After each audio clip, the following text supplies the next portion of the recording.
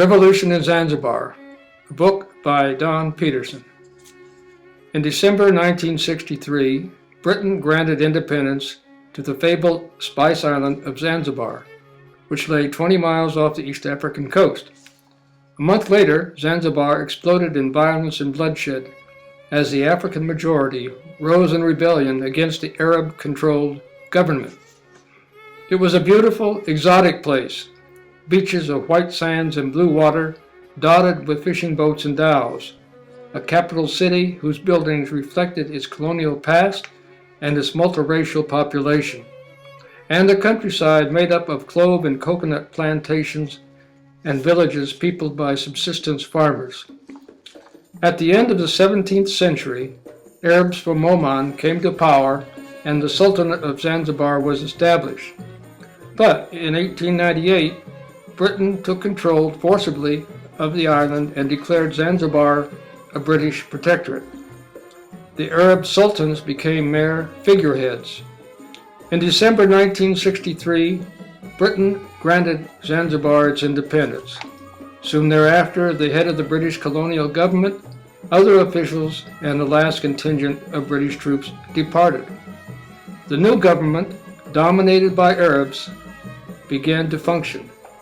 A month later, it was overthrown as Africans, deeply angered by the Arab dominance, rebelled.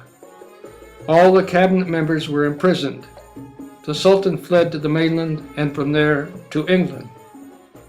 At first, the rebels were led by a strange, charismatic man, John Okello, who had come to Zanzibar from Uganda a year earlier. Some 5,000 of the 50,000 Arab population were killed.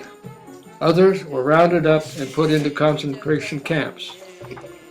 Eventually, they and most other Arabs fled the island. All but 2 of the 60 or so Americans on Zanzibar were evacuated aboard an American destroyer. The 2 remaining, the embassy's charge d'affaires and vice consul, were arrested at gunpoint and the charge was expelled. Okello proclaimed himself field marshal and began a reign of terror. But he was an embarrassment to Zanzibar's African leaders, and after a few weeks they ousted him from power, and Abeid Amani Karume began a dictatorship that lasted until 1972. Desiring a clean break with Zanzibar's colonial past, the new revolutionary government formed close ties with the Soviet Union, China, and other communist countries, some of which provided training, arms, and equipment for Zanzibar's newly formed Army and Security Police. Revolution in Zanzibar.